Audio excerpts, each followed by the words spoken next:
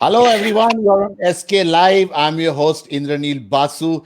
Today, we have joined by the bowling coach of the Indian team, Mr. Bharat Arun. Sir, welcome on SK Live. How have you been? I've been great.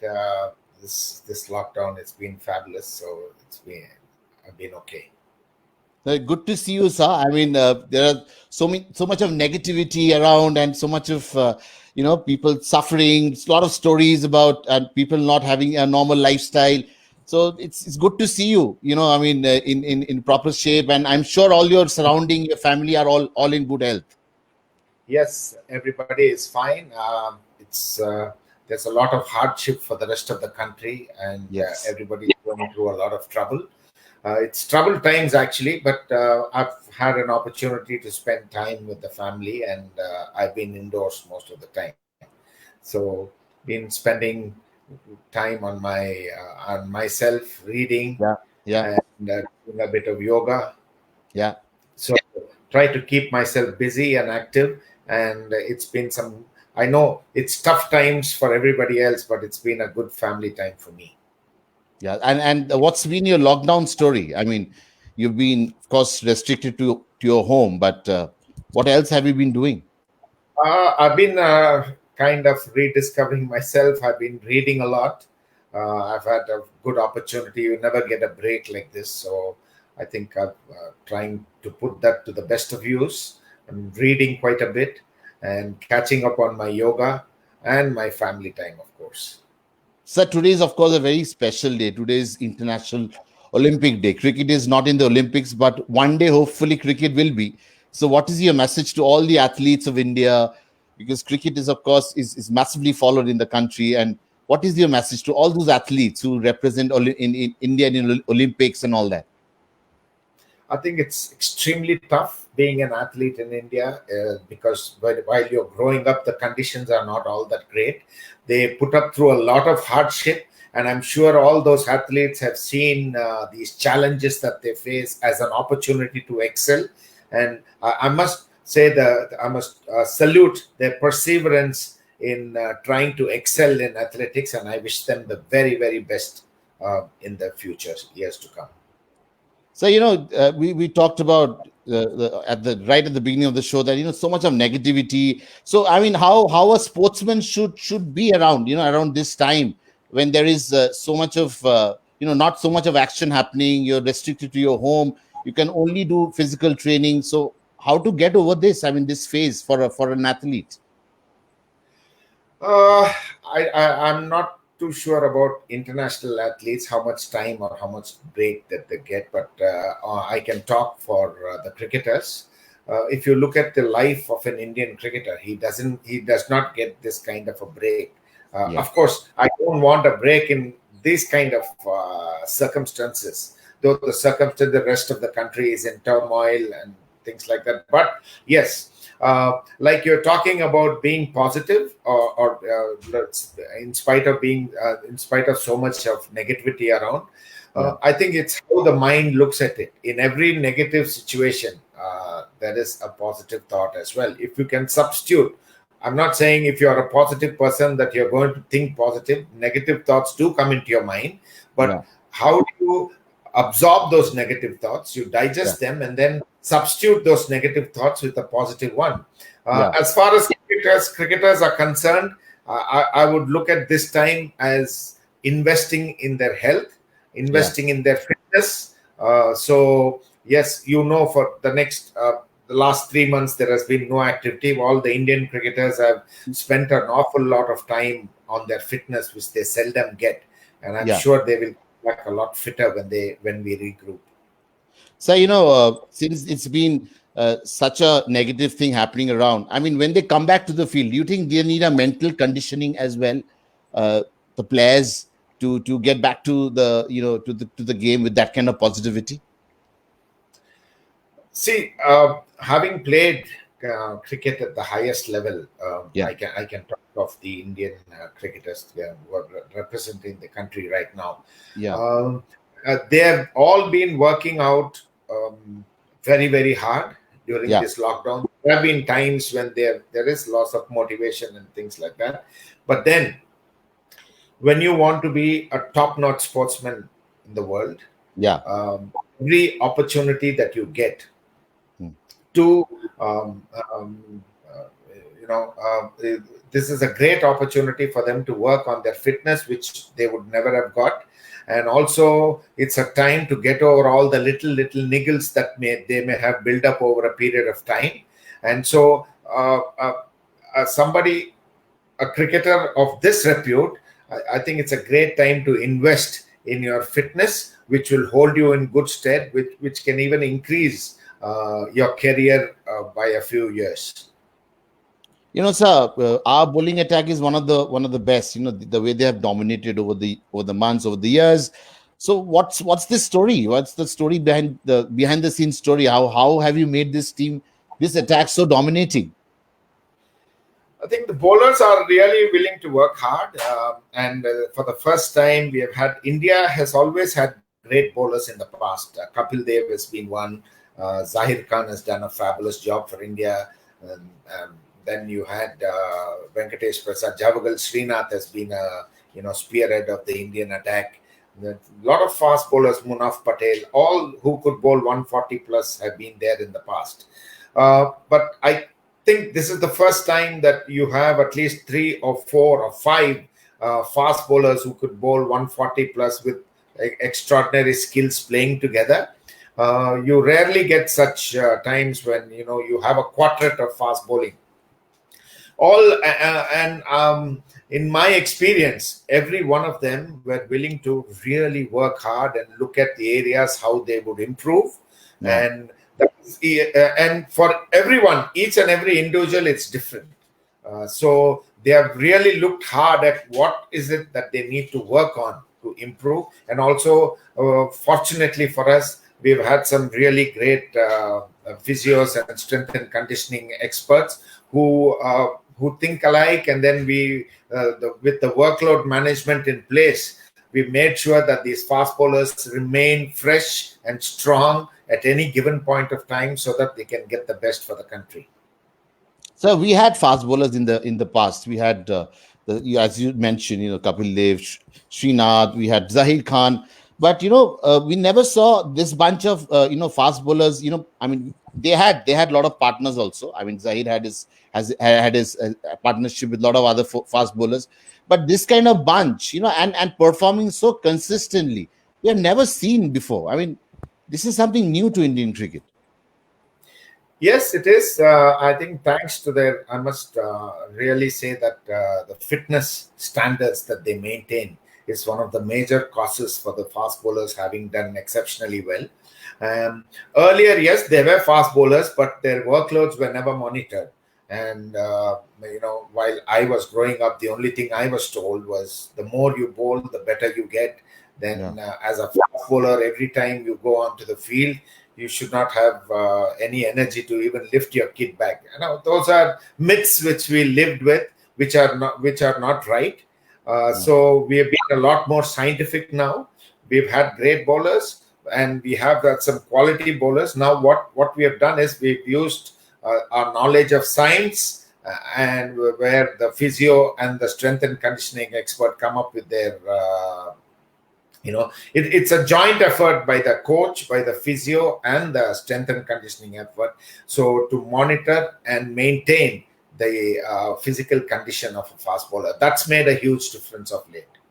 So is it the monitoring bit you talked about, the routine they have, the discipline they have, the constant, as you said, the workload management being monitored, they are being tapped, what kind of workload is going on in the nets and how many matches they are playing. So there is a lot of management work going on behind the scene, right?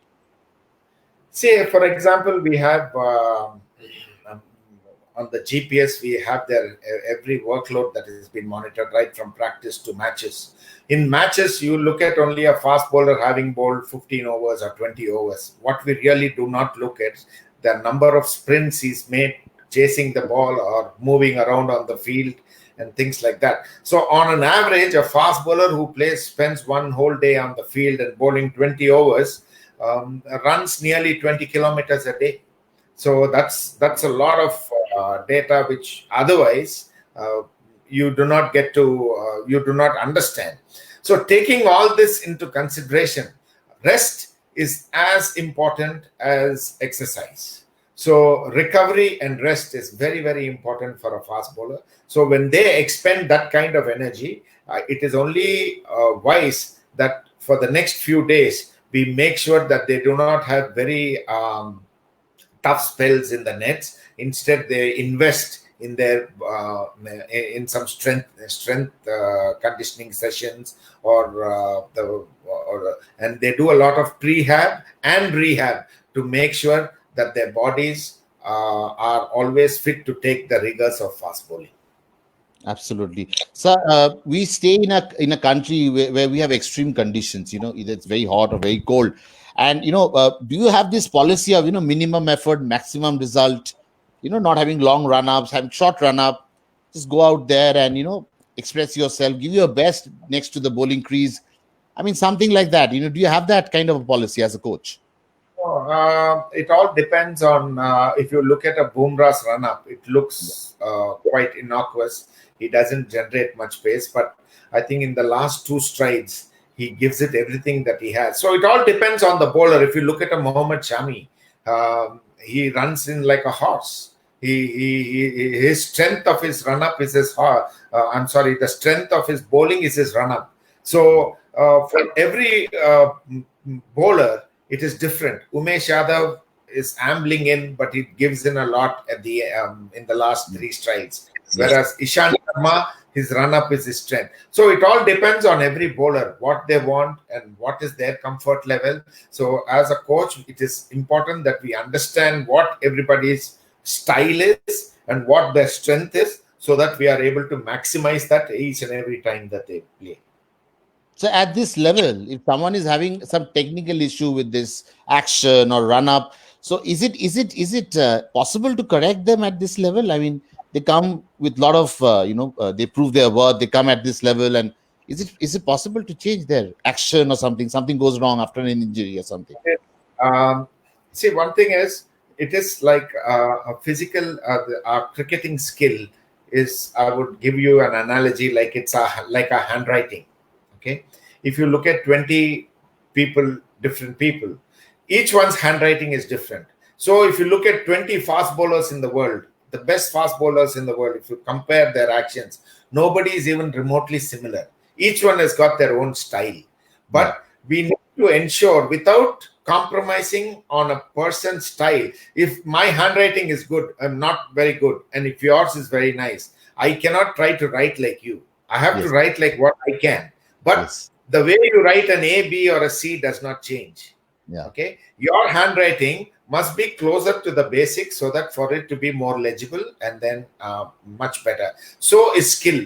Your style of executing a skill, each one's style is different. We need to understand those styles and get those styles as close to the basic as possible. So when you bring their styles closer to the basic, they become more efficient and also reduce the incidence of injuries occurring. Okay, so from outside, we straight away knew when Bumrah was picked for the test matches, and I'm sure you're the mind behind it. So what you saw in Bumrah, he was proving his worth in shorter formats of the game. He was playing IPL successfully. He was playing ODI cricket, T20 cricket. What did you see in Bumrah that he could deliver so well in test matches? It is very unfair to say that I am the one who that. In all fairness, it was Ravi Shastri who really wanted Bumrah. Okay. When we were going, I think it was in a Kolkata match. Once you're going after the match, just before the South Africa tour, Ravi Shastri felt that Bumrah would be extremely effective. He was really impressed with him, and in fact, he wanted me to call him up and tell him that. It was about 2 months before the South African tour. He wanted me to inform Bumrah that he was most likely to tour South Africa with the test team, and he may be part of the test team. When I spoke to Bumrah said that was his dream, because a lot of people had classified him as a one-day bowler, and he in his heart of heart knew that he can be a very good test match bowler. So he said, I would give anything to be a test match bowler, and I will work towards it. So Ideally, truthfully, it is Ravi Shastri it was Ravi Shastri's idea, and Bumrah was right up to the challenge. So, because you are the bowling coach, we thought from outside. Perhaps it was your input which worked a lot. Obviously, Ravi Shastri, the head coach, he's also constantly helping the team in several ways. So, coming back to Bumrah again, I've spoken a lot to Mr. Kapil Dev, and he said the same thing. What is impressive about him is a quick arm action. I mean, How do you define that part? Bumrah, he starts off very slowly, and the moment he reaches the batting crease, he's like a steaming hot bowler. That's exactly what I said. Bumrah, in the last few strides, he gives it everything that he has. He looks pretty innocuous when he runs, but he doesn't generate too much momentum during his run-up. But the effort that he gives, that's probably one of the reasons why he's so deceptive. Bumrah, and also his arm being very, very quick. Normally bowlers begin from a slightly bent arm and then going on to the fully outstretched arm, because that is the most ideal way to generate speed. Bumrah starts with a longer lever, which by means I'm saying his hands are fully outstretched when he bowls. It is very difficult to generate speed, but if you are able to generate speed with a longer lever, that would be very, very effective. But not all bowlers can do it. Bumrah has the unique capacity, unique ability to do that, and that's why he's so successful. And sir, the way he uses the crease also, I mean, that is also something. Coming close to the stump, going away from the stump. He is a very thinking bowler, Bumrah, and he's extremely intelligent. He's always asking you questions, and during a net situation, he always tries, and he expects feedback as to what is happening. So that is one way of being aware of what are the things that you can do. How can you improve as a bowler? Trying out from different angles. How would the ball behave if I bowl an outswinger from, say, close to the stumps? If I bowl an outswinger from a little away from the stumps, vice versa with the in-swingers. So by changing those angles, you're not allowing a batsman to settle down to a regular pattern. And Bumrah is very, very effective because he tries all these things in the nets, and he wants a feedback as to how the ball is behaving, what he thinks the ball is doing, and what the coach thinks the ball is doing. And then he's always willing to try. And that is one of the reasons why I would say Bumrah has been always special. So even as a bowler at the highest level, you exactly don't know which is the right length, because even the good deliveries are hit for boundaries and over boundaries. It's about adapting to different wickets and different conditions. How soon you're able to adapt to different conditions makes you that much of a bigger bowler. If you want to be a bowler who wants to win you matches, you take the wicket out of the equation. You focus only on your bowling. You know that I am capable of doing these things. I'm capable of executing these kind of balls. So how soon one adapts to the wicket, if it's a bouncy track or a slowish track or a track that is of low bounce, how soon you adapt the length and the line you bowl to the batsman, that makes you that much more successful. So talking about how well you can adapt, we've seen a remarkable improvement in this bowler called Mohammad Shami. What he started off, he of course was a talent. He was very disciplined with his line and length. The way he's been consistent, and a lot of people don't know kind of hard work which goes behind the scene. And I know for sure you've really worked hard on his fitness. He comes across a different kind of a Mohammad Shami. And so tell us about the secret recipe of how you worked on Shami to become what he is today. Shami's USP is his fitness. Okay. The fitter Shami is, the better he's going to be, because you see he's probably got the run-up which is like a sprinter's run-up. He sprints into his bowling. So Shami needs to be extremely fit. His running form needs to be outstanding for him to be very, very good. Even before Shami could produce a batsman around the world. I think Viv Richards once said, I wouldn't like to be facing Mohammad Shami. because he says he can produce a beauty from nowhere on any kind of surface. So that is Shami's reputation.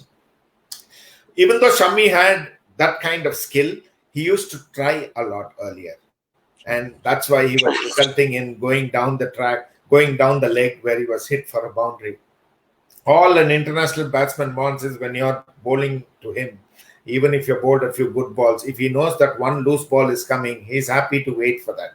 So we showed Shami that most of the balls that he was trying were going down the leg, which was clipped off the legs for a boundary or for a lot of runs. So invariably, most of the balls that he bowled down the leg went for runs. So he said, now to try and eliminate, and we found out as to why he was doing it. Why was he bowling these balls? What was running in his mind when he was doing this? So Shami said, yes, because from the stumps, they were either leaving him or he was getting frustrated by not getting a wicket. He was trying to dart in to the batsman's pads. So that's when runs were being scored. So then what we decided was, irrespective, don't look for wickets. Don't look at the outcome. You just do your job. Either how do you put pressure on a batsman? You put pressure on a batsman either by cutting out the runs or by getting their wickets. Yeah. So if you're not getting wickets, it's okay. But we are not going to, every run that the batsman scores should be earned, not gifted. So if you can go through with that, I think you will be a lot successful. And that's exactly what Shami did. Shami was always a talented bowler. Now he is a lot more consistent than what he was, and that makes him even more special. And he's very straight, bowling close to the stump, which opens all modes of dismissal. Leg before wicket, caught behind. Absolutely. Shami uses the angles well. He goes even round the wicket. He's got a very lethal bouncer. He can be sharp. For example, Shami is a kind of a bowler in the 5th test match against England. He had bowled quite a bit in the first 4 test matches. In the 5th test match, last innings, when he was bowling his 30th over, he was bowling 140 plus. That is the kind of fitness that he had. And that calls that means a huge amount of fitness from a fast bowler to be the end of the 5th test match. For you to be bowling that kind of spells is outstanding. Even Ishant Sharma's story is quite incredible. The way he has improved under your tutelage, I think it's incredible, because I saw him bowling quite wide of the crease when he started off. He's already 97 test matches old in Indian cricket, but his transformation has been amazing under you. Ishant has always been a bowler who rarely gave anything away, but earlier what exactly was happening was Ishant was bowling a lot of balls which the batsmen were leaving. Yes? His lengths were immaculate, but he was bowling a tide outside the off stump. So we decided that the same length, he has to make the batsman play a lot more. And now also Ishant has got a wrist which is tilted slightly, tilted wrist. So when he bowls from the middle of the box, his wrist comes in a beautiful angle where the ball comes in to the right-handed batsman. And also the same thing happens when he goes round the wicket. To a very, very few bowlers in world cricket can, from round the wicket when they bowl to a left-handed batsman, can get the ball to shape in and then move out consistently. Because that happens because the angle of Ishant Sharma's wrist, which is slightly tilted, he uses that. Having understood that, he uses that to his advantage, and that is why he's been such a great bowler to left-handers of late. So what I also like about a bowler like Umesh Yadav, who is not playing regularly, and he's so groomed well. When he comes back as a replacement, and he takes wickets, and he's already match fit. So this culture, this is something new to Indian cricket amongst the bowlers. And wherever you're going, you're saying that we will do well because we have a very good bowling side. All the bowlers have a very healthy competition amongst themselves. I think they have to compete with each other, which is very healthy. But they have a lot of respect for each other also. One good thing about this fast bowling unit is they have a lot of discussions amongst themselves, Oh, and they learn from each other. They talk to each other. They learn from each other. It's not that somebody's kind of jealous because somebody is doing well. No, yeah, they are yeah. happy for each other's performance. They are really happy for their teammate doing well. And for example, Bumrah in the Perth Test match last time when we toured Australia, he bowled a fabulous spell, Yeah. both the innings. But he went. He had very few wickets in the kitty. Um, End of the day, end of the Test match, I went to him. I thought he would be upset, but he said, "Sir, I was able to, by bowling there in the right areas, I was able to maintain that pressure. I thought I did my job for the team. This is like being like a fixed deposit. I've bowled well. I'm not going to change my bowling. This will pay me rich dividends if I stick to my plans." And as Providence would have it, the next Test match, he ended up taking 9 wickets. And, Wow. such is his mindset. Bumrah's mindset. Not only Bumrah's mindset, all the bowlers have a very, very healthy competition amongst themselves, which is why they are so successful as a unit. Absolutely. So, aren't you spoiled for a choice when you actually making the playing 11? Which pacer should play? Which pacer should be sitting out? I know it's a pretty good headache to have, Yeah, when you have such quality bowlers in your side. yeah, You know who to pick, yeah. and who to leave out. It's a tough call, but I think ultimately the captain, the coach, and all of us together sit down and we decide on, depending on the conditions, the wicket, then we take a call according to the conditions. So there is a feeling that Indian team management, they have this horses for courses policy.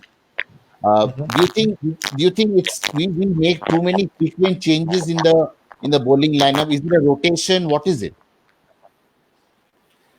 It is a mix of rotation policy and like horses for courses. Yeah. And if you look at the wicket, the first test we played in South Africa, the wicket was a lot conducive for seam bowling. So we played Bhuvanesh Kumar in that test match. Bhuvanesh picked up four. Am I There's some audible? disturbance. Yeah, so you can go ahead. Yes. Okay, now? Yeah. So in the first test match, Bhuvanesh picked up, 4 wickets in the first innings, and then I think he picked up 2 in the second. So he did his job. In the next test, we felt the wicket was too placid, so Ishant Sharma came into the team. There was a lot of flack as to why we dropped Bhuvanesh even after getting so many wickets. Similarly, for South Africa,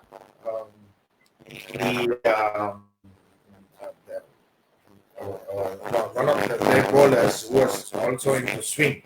He picked up 9 wickets in that match, but in the next test match, when he played, he did not pick up a single wicket because the wicket was not very conducive for swing bowling.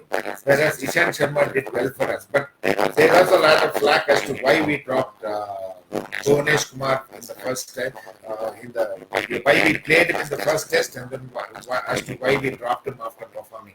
It was nothing to do with performance, and he ended up playing the third test match again. When we played for the first time, India played 5 fast bowlers without playing any spinner. We played 5 fast bowlers.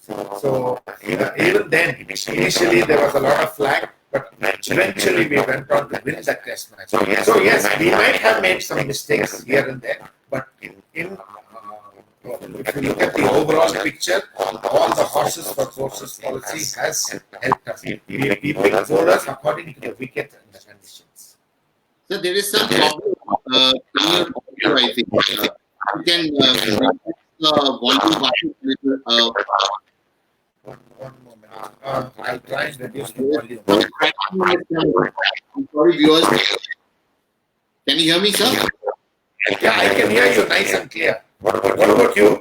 Crashing thing happening. Now? Is it clear now? Yeah, I mean, I'm hearing very cracks in your voice. Now? Even now also. Can you hear me clearly? You're very clear for me. Something is, this is the problem. Just a moment, maybe a minute. Yeah.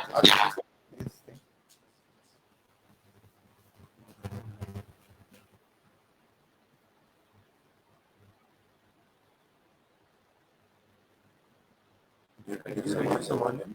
Reduce the volume.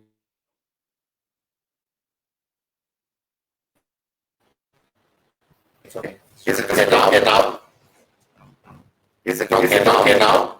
No, it's not okay. It's not. Now,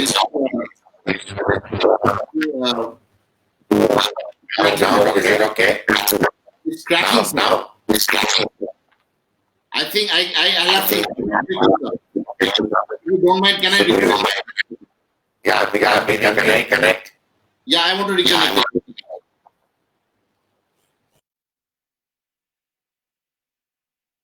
Viewers, don't go anywhere. We have little problem with the audio. We'll be back in a short while, after a short break. Don't go anywhere.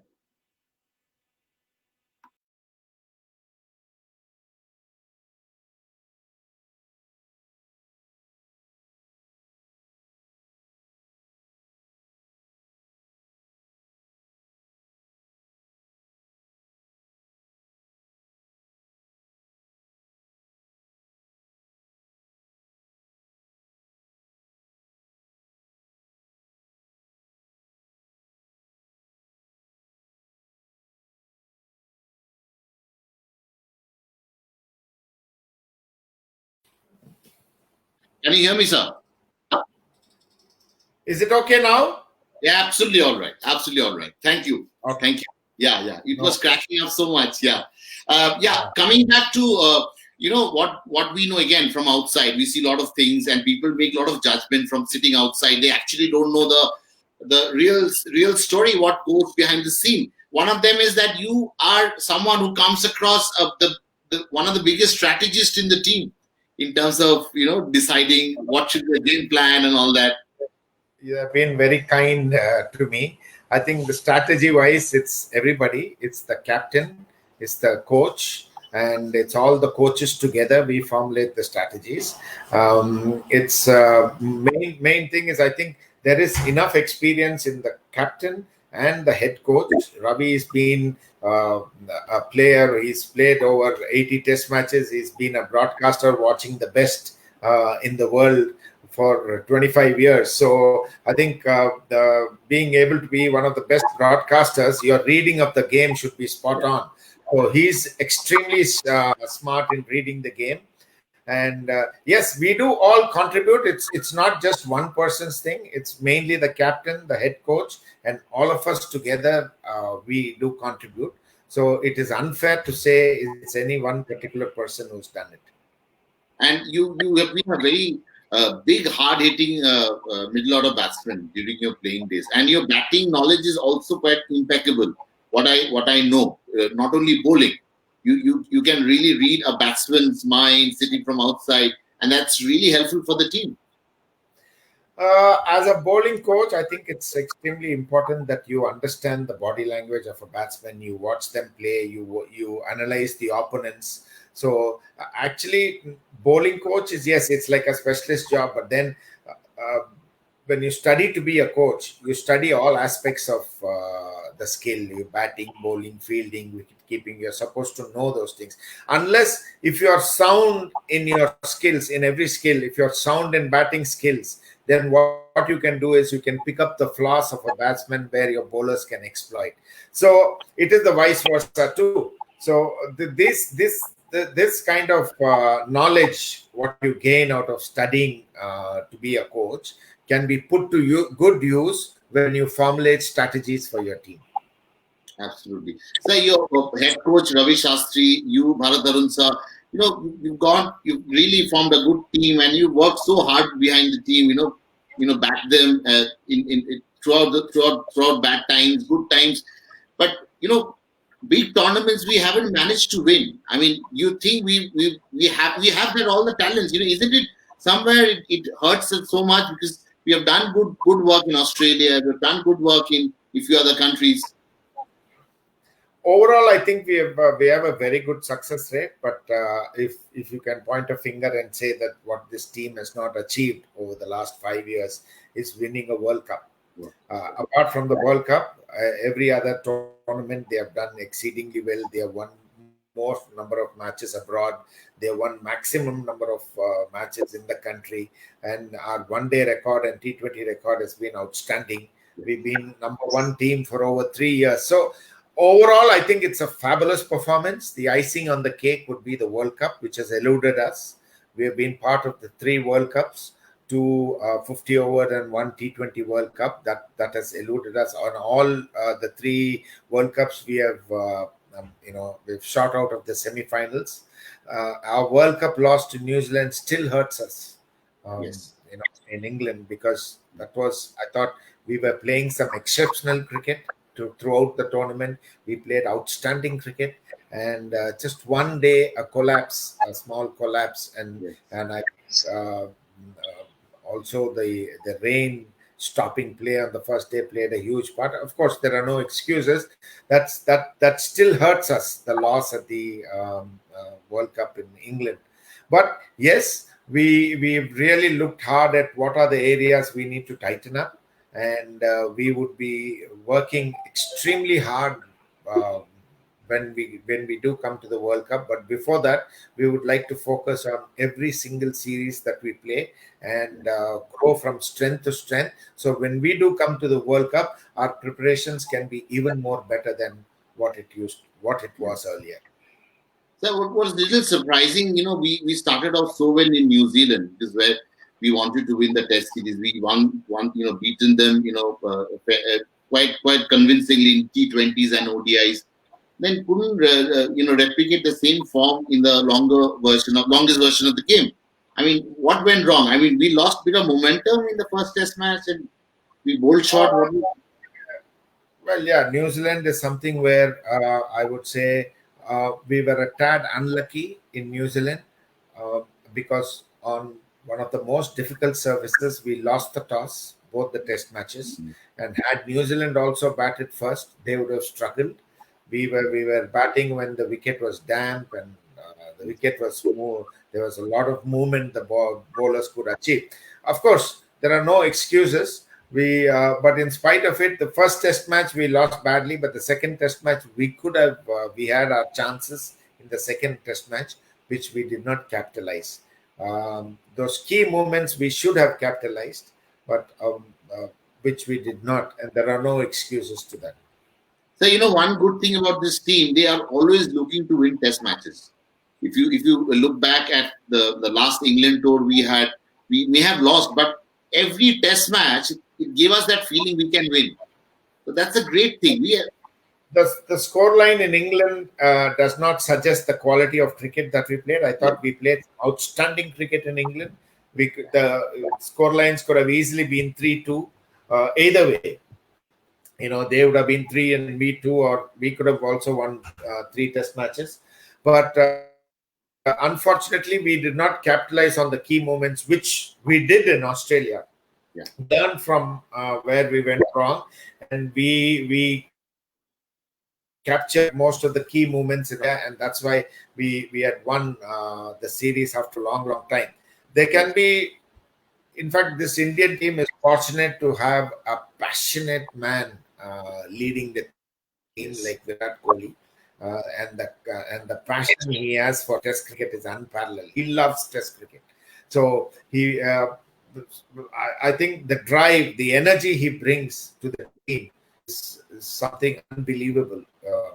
So as long as we have this kind of energy and drive to do well, I'm sure we'll do well in Test cricket.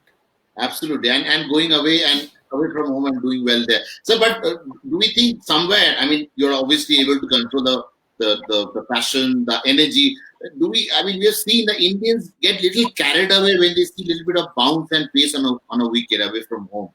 Is it still there with our bowlers?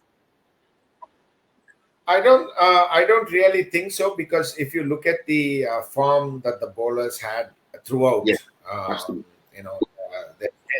They adapted themselves to the conditions very well, and maybe earlier we would have been carried away by the bounce and the movement. But then here, the more bounce and the more movement you get, I think that calls for more discipline also in your bowling.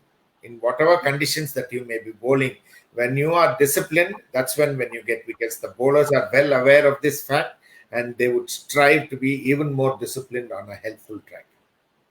So coming to, before you start bowling, there's a thing called warming up your body. The style of warming up has changed over the years. The time from the time you played for India, and Definitely, the style of warming up has changed. It's a lot more scientific, and also the bowlers, when they know that they have to bowl in the morning, they bowl of a full run up, at least 1 hour before they just to enter the field. They bowl off a full run up. So, which means the very first ball that they would be bowling in a match, it's up there for they are coming at the batsman hard, and so their warm up schedules, their warm up routines, everything has changed from what it used to be earlier.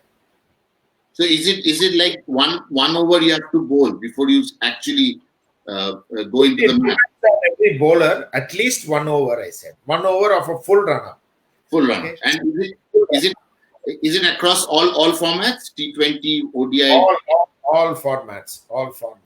1 over at least before you go into bowl. Some bowl a little more than that. So I don't insist. It all depends on every individual bowler's preparations.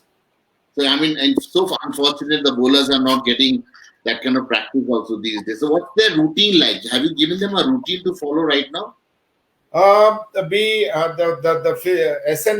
SNC coach Nick Webb and our physio Nitin Patel, they are constantly in touch with all the boys.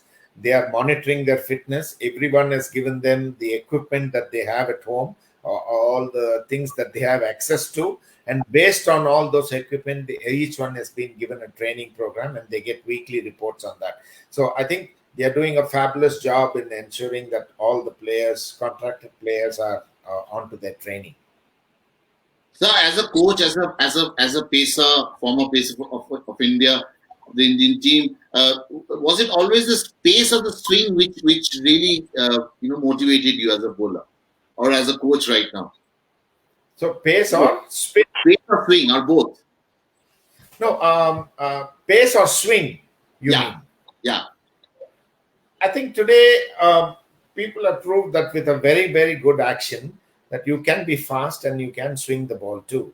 It was a wrong, or I would say there was a myth saying that to swing the ball you have to be a tad slower. No. Yeah. Malcolm Marshall was swinging the ball at 140 plus. Now you look at Mohammad Shami, he swings the ball at 140 plus. Bumrah swings the ball when he's bowling 145. So it is about your action. It is about the way you release the ball, depending on the position of the seam with which you release. So it is about pace and swing, both.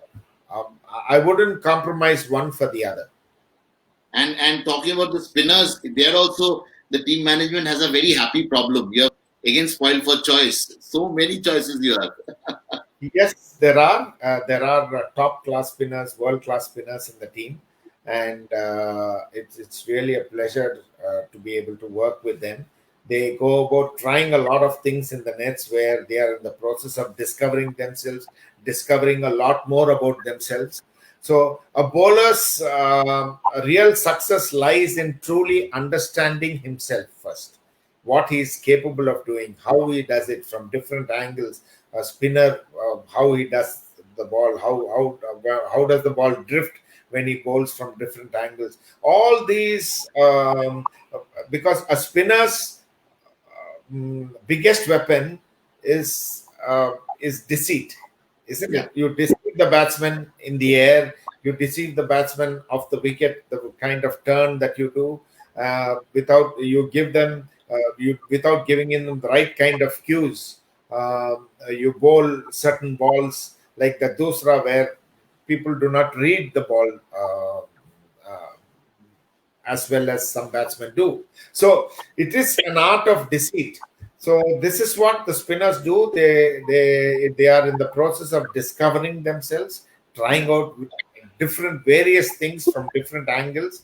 So that's when you understand yourself much better. It's very, very important for a spinner to understand that and focus on the things that he's capable and which are his strengths.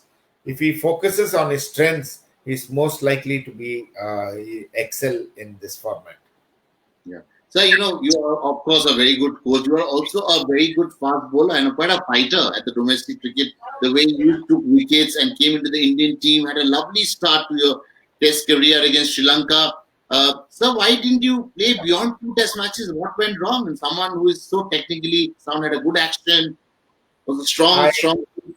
I had a problem with my knees at that point of time, and my injuries also kept me down. So there was a point when it wasn't getting better, and I gave up when I was 29. No, I mean, but I knew that my knees weren't getting better, so there's no point. So I said, let me look at an alternate career. Then a year after that, I took up coaching. But fast bowling is something which requires. We are not naturally built to bowl fast, right? I mean, we are not naturally built to bowl. We are medium pacer, but we still do it. We get injured. A fast bowler's action is not a natural one because I think your bowling itself is more side on. So everything that you do is front on, walking, running. Whatever you do is front on. Yeah. Bowling is a side on action. You never run sideways. So it is something which is not natural. And when you do something which is not natural, if your body is not prepared to take the force that it generates through bowling over a period of time, you're likely to be injured. So right now we have lot of negativity as we discussed at starting of the show. How when cricket returns, will there be something a chip or something to track whether players are not affected by any COVID-19? Some kind of technology will be coming into cricket. You reckon that will happen? How much oxygen is going to the lungs and things like that? I think we are going to have BCCI is also planning to have a medical staff that will be along with the team to monitor the players' fitness levels and to keep a check on them periodically so that they are not affected. So I think with all that taken care, I don't think it should be a problem. Sir, before we let you go, one story, untold story, something really positive, if you can share with us on SKLIVE. Something nice, something positive. Well, all that we have spoken is about positivity and how we go about things. So I think it's been wonderful. It's been wonderful talking to you. You've come up with some really nice questions, and it's been great to be on the show with you. No, and so, what I really like, sir, you have really defined the Indian bowling so much, because we knew cricketers have more bad days than good days. This is one of the rare occasions in history of Indian cricket when the bowlers are having more good days than bad days. And all credit goes to you, sir. Yeah, I think the credit goes to the bowlers who understand themselves well and have done a fabulous job throughout. We have only been instrumental in giving them the right kind of feedback so that they are able to go there and excel, showcase their talent to the fullest thing. And we have just a tool, and it is very unfair for us to take the credit. I think all the credit goes to the bowlers. But what kind of hard work the coaching staff, the support staff put in, during a preparation for a series, during a match, those efforts are go unnoticed. So this is a good opportunity to know what goes behind the scene also. I think all that you put behind the scenes is reflected in how the team performs. Absolutely. Yeah. So it is not only for the players, for any batsman or a bowler. It's all about preparations. How good your preparations are the better your preparations, then you're most likely to do well when the real challenge comes up. Absolutely. On that note, sir, wishing you a very happy beginning. When cricket resumes, when we go to Australia, we hope we are able to beat Australia again. And on that note, thanks a lot for joining us on SK Live, sir. Thank you so much. It's been a pleasure. Thank you so much. It's all mine as well. And stay safe, stay happy, sir, and see you very soon also. Thank you so much. Thank you.